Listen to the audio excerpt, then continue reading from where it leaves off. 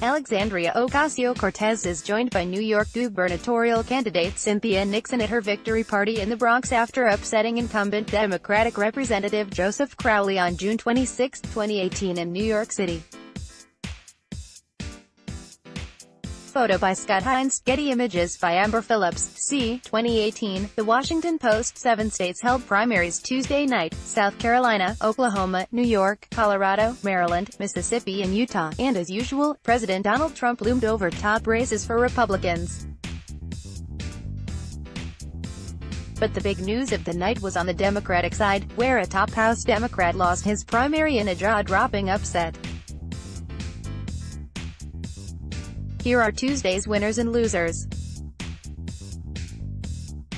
Losers: the Democratic establishment, Rep. Joe Crowley, DNY, is one of the highest-ranking Democrats in the House, and he just lost his job to a 28-year-old member of the Democratic Socialists of America.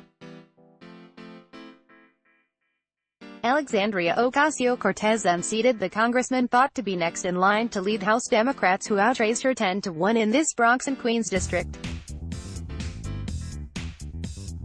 Her extraordinary upset of a 20-year veteran of Congress will shake the Democratic Party establishment, as it grapples for unity in its efforts to win back the House of Representatives this November. Ad choice advertising and red invented by Teeds con men. Former Republican Congressman Michael Grimm was trying to become the first felon in 90 years to be elected to the House, according to one calculation by roll call. He resigned his seat in 2015 to go to jail for 7 months for tax evasion. But his attempts to leverage his conviction for outsider street cred in a pro-Trump Staten Island district failed. Grimm lost the Republican primary to the incumbent, Rep. Dan Donovan, who has lobbied to display Trump's portrait in post offices and got endorsed by Trump. Trump tweeted, "Tremendous win for Congressman Dan Donovan. You showed great courage in a tough race. New York, and my many friends on Staten Island, have elected someone they have always been very proud of. Congratulations." The Republican Party in Oklahoma, Democrats had no problem nominating someone they think is a strong candidate, former Oklahoma Attorney General Drew Edmondson, for Oklahoma's open governor's race. While he starts campaigning, Republicans will have to muddle through another 2 months of a runoff since none of the 10 Republican candidates for the open seat won a majority of the vote. The Republican winner of that August runoff will have to then work to shake the outgoing governor's extreme unpopularity.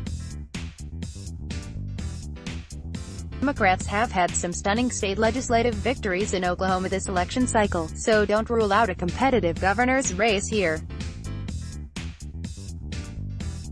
Winners: liberals, especially newcomers. Ocasio-Cortez wasn't the only unabashed progressive and/or newcomer to politics to win big Tuesday.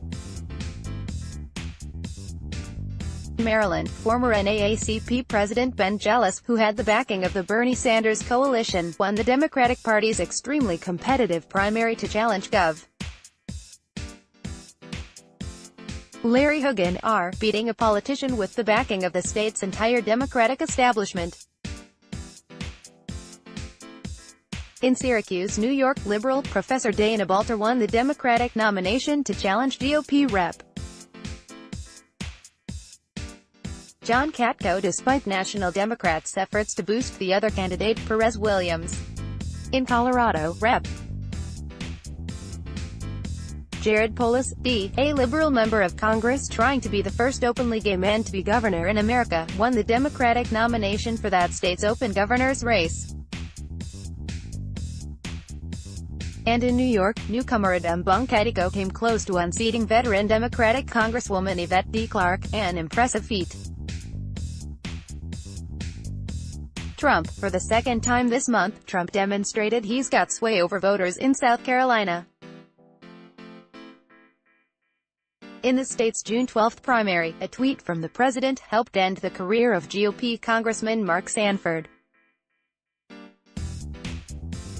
On Tuesday, Trump helped the state's governor, Henry McMaster, win a runoff against businessman John Warren. McMaster has struggled to shake the label as a corrupt establishment politician and personally lobbied for Trump to hold a South Carolina rally for him the night before the election. As rambling and unfocused as Trump's rally was, it may have helped McMaster handily win his runoff. GOP analysts were predicting the runoff would be close. McMaster won by more than 5 points. Trump tweeted, "Congratulations to Governor Henry McMaster on your big election win. South Carolina loves you. We are all proud of you and Peggy, at Henry McMaster." Trump, no, that's not a typo. Trump was a clear winner across the country in Utah, too. There, Mitt Romney won the Republican nomination for an open Senate seat, which, in Utah, is often a bigger hurdle than the actual general election. But Romney got there only after minimizing his criticism of Trump. He went from warning his party that a Trump presidency would greatly diminish America's future, to writing an op-ed in the Salt Lake Tribune a few days ago that declared, "The first year of Trump's administration has exceeded my expectations." Trump tweeted his approval Wednesday morning. Trump tweeted, "Big and conclusive win by Mitt Romney. Congratulations. I look forward to working together. There is so much good to do. A great and loving family will be coming to D.C. Medical marijuana. Voters in Oklahoma approved legalizing medical marijuana, despite widespread opposition from state Republicans and faith leaders. That could make Oklahoma the 30th state where medical marijuana is legal, though the ballot question could get sliced and diced by Oklahoma's Republican politicians if the governor calls a special legislative session to do that, as she has warned. Sponsored content. MCD's all-day superstar. By this football season, enjoy a sausage McMuffin with egg at any time of the day or night.